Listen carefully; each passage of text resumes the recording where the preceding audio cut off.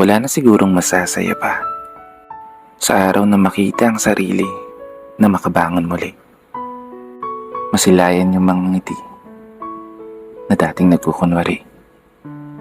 At higit sa lahat, yun ay ang muling makabawi sa lahat ng mga nagawa mong pagkakamali.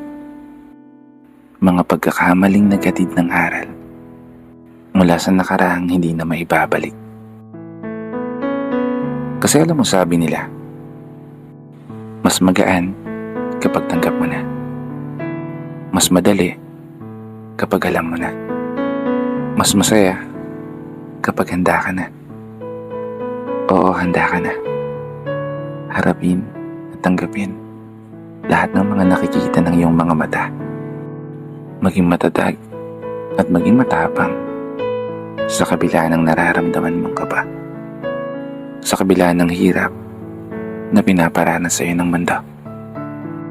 Na yung dating inakala mong hindi mo kaya, kaya mo pala. Kaya mo nga pala talaga tumayo ng mag-isa.